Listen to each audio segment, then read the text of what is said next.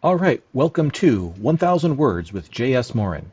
The idea here is that they say a picture is worth 1,000 words. We're going to test that premise, and we're going to do so by taking an image that I've never seen before, selected from a channel on our Discord that I don't ever look at, and I am going to make up a microfiction story on the spot, on camera, in front of you all, that I'll aim for about 1,000 words with, and we'll see what we come up with. So, without further ado, let's go. Here we have a gentleman with a plant. It is the only sign of vegetable life here whatsoever.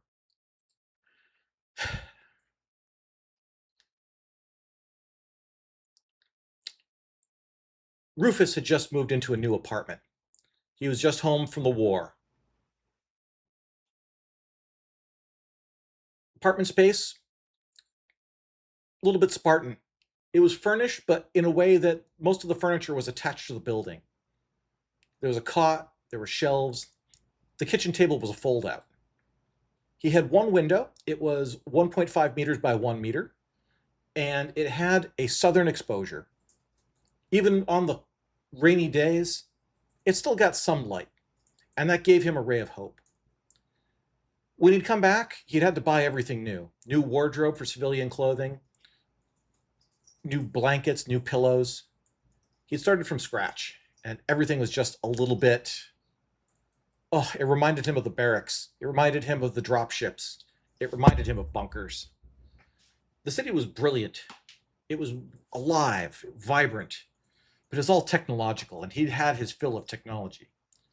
Uh, when Rufus got his first paycheck from the security company where he'd taken up work, he decided to go out to the city for shopping. Home goods wasn't really his forte, but he didn't have anyone to help him with. His unit had scattered to the far corners of the quadrant. Everyone had come from somewhere, and most people were headed back.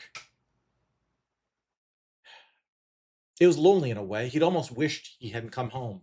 He'd almost wished he'd decided to start completely new planet, new life experiences. But he was an earthling at heart. New Newark, it's where he belonged.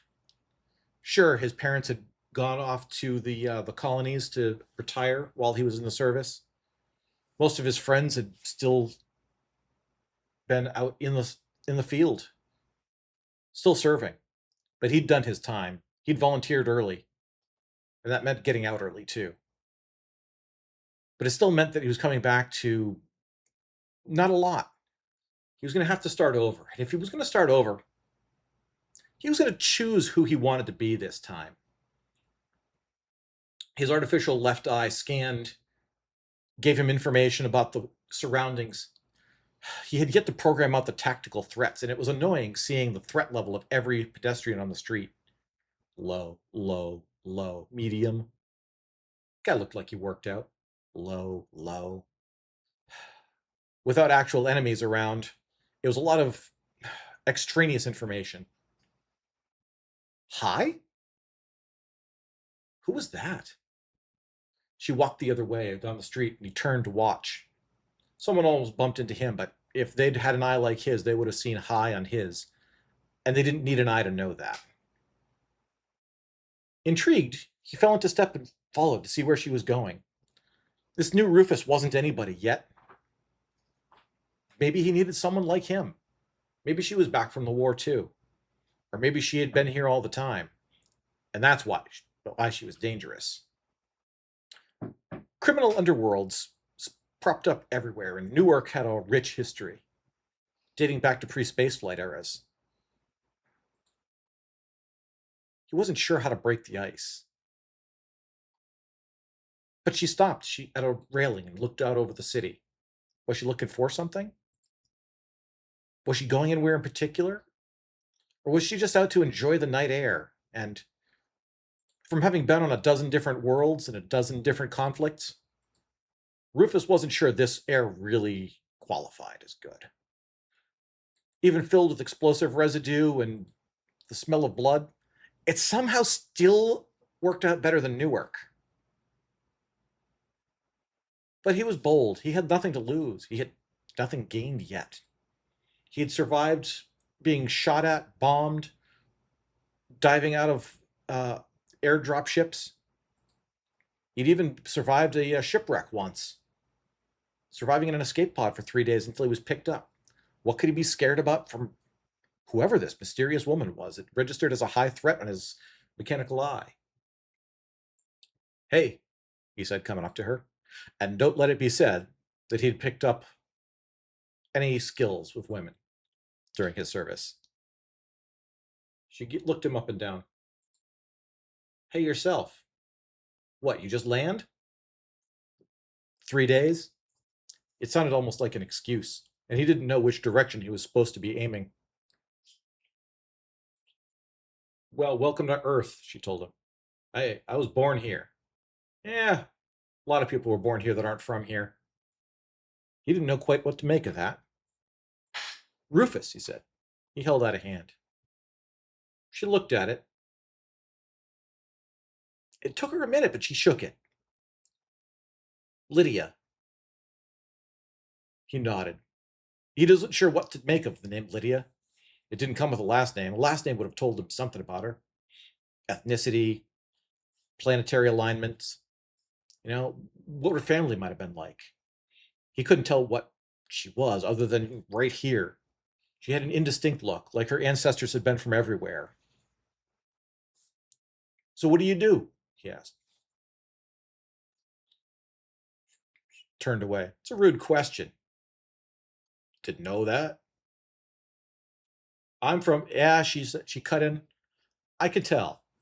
You just got discharged. You're still wearing the uniform jacket with the patches. Fair enough. So, what's Newark like these days? Haven't been back in a while. I don't think Newark changes. Newark's been Newark since before anyone knows.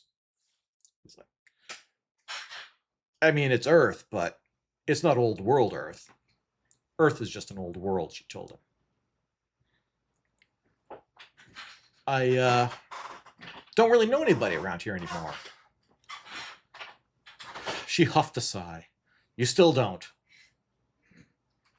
Well, then maybe change that? She considered a moment. Fine. You got a ride? Not yet. Find one. She took his data pad and typed in an address. Meet me here. There was a time stamped.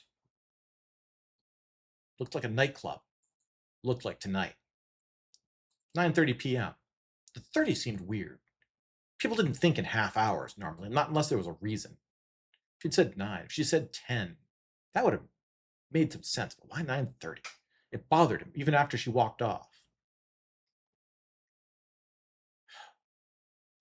Maybe Rufus knew somebody. He wasn't sure yet. Name was Lydia. A name is at least halfway to knowing somebody. He still had some shopping to do. Rufus headed around, checking the shops, the bars, the drone repair place. He stopped into an Aethel Tech. It wasn't what he expected at first. Artificial plants. Well, real plants, but artificially created. Like, this plant didn't come from a seed. It was grown in a lab by robots. He didn't need that, thought to himself. But it was modern. And it was green. And not a lot of green in Newark these days. He browsed the shelves. They had little miniature plants, like an apple tree that was like half a meter tall. Grew apples the size of peas. Cute as hell. There's no getting around that. He wondered if he watered it enough, would it spring into a full-size tree? His apartment wasn't big enough for that. Eventually, he settled on a fern. It wasn't anything but a fern. It wasn't going to grow little fruits. Wasn't even sure if those apples would have been edible. Tiny little pits. None of that to worry about with the fern. It was just green, pretty. And the shop girl told him that even in an apartment, it would probably get enough light. That was important to him. He didn't want to get a plant that would just die. They're all going to die. But he wanted one that got a chance to live first. Rufus took his plant home and watered it. Figured things go well, wouldn't be a worse thing to bring a girl back to his place and have a plant to show off.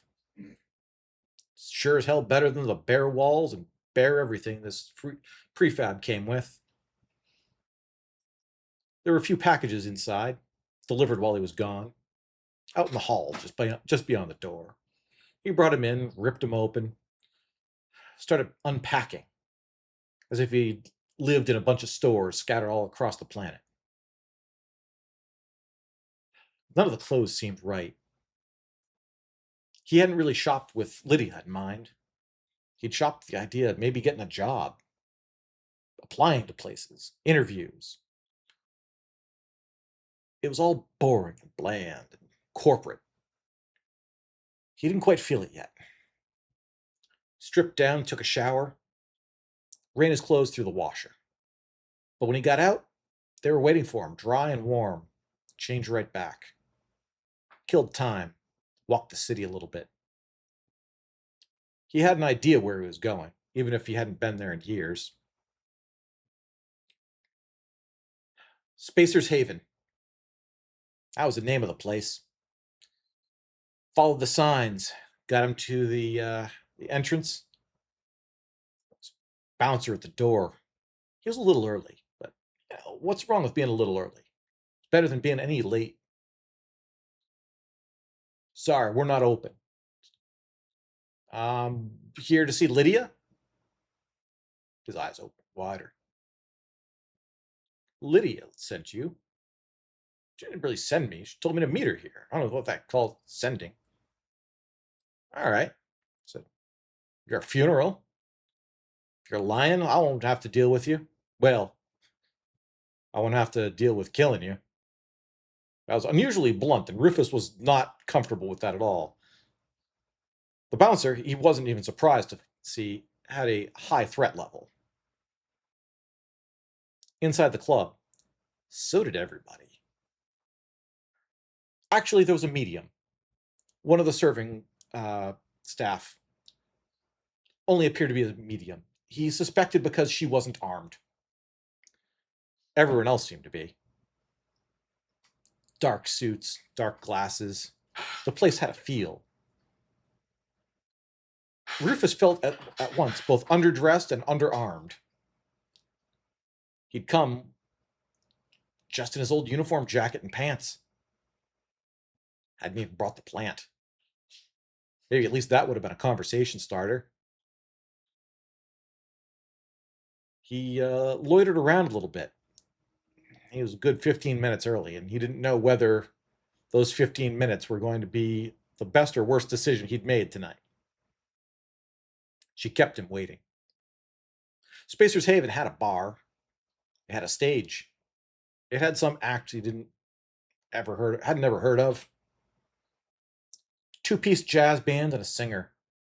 She registered as low threat. First person in the room who'd had. Even the bass player was a high threat. He wasn't sure what was in that bass. Rufus sat at the bar. He didn't order anything, and the bartender didn't offer.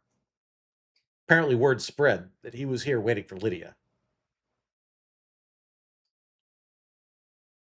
He had a data pad, but he didn't need it to tell when 9:30 was, because that very moment Lydia walked in. She wore a long red dress. And somehow, even visibly unarmed, she still registered as a high threat. He's like, honestly, didn't know if you'd stay. It's like, you knew I was here this whole time? Nothing goes on in Spacer's Haven without me knowing. What is this, like your place or something? Or something, she confirmed. I don't get it, he said. That's why I invited you. You looking for work? That wasn't quite why Rufus had come. He'd come with slightly different expectations. He had a plant back home and everything based on those expectations. But he suspected that the plant would be spending the night with just him tonight, if he made it back. So what's the deal? I run this place, Lydia said. I don't mind people who used to know Newark. You don't know it now, though, right? He shook his head. 15 years? I was a kid. Not a kid anymore. She's like, good. I don't need a kid.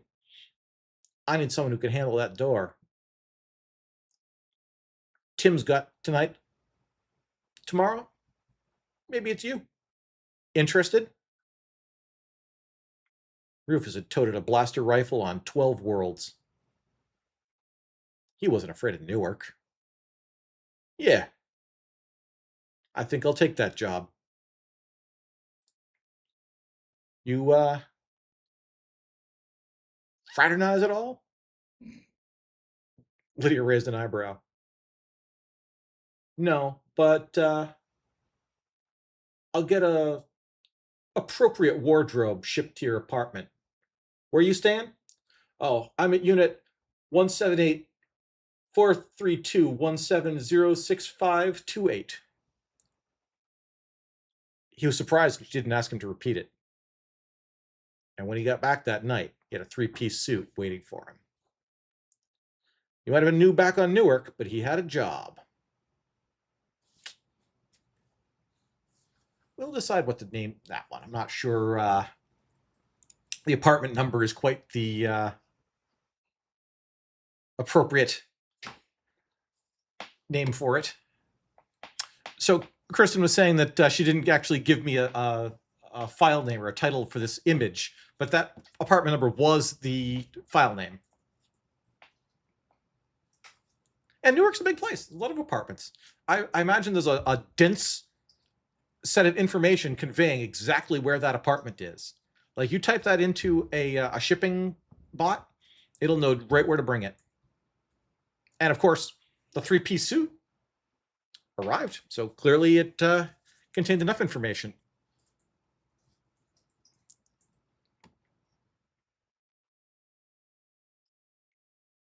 Hey, Aeon, I work with what I get. He shopped at Aethel Tech. We went to Spacer's Haven, which we saw the billboards advertising it. Make use of what we got there. It's a little easier on the old brain than trying to remember and make up names on the fly and then reuse them later in the same story without changing them. That's the biggest challenge. All right, that was a 1,000-word short story, give or take. We'll find out when we go to publish this. And if you would like to participate in a future 1,000 words challenge, you can go to the Discord. That's just discord.gg/authorjsmorin and go to the 1,000 words channel. Upload your picture. Just follow the rules on there. It's pretty simple. Just stay away from copyrighted materials and whatnot. Nothing offensive. And you may get chosen to have your picture be the target of my next 1,000-word short story. Thank you.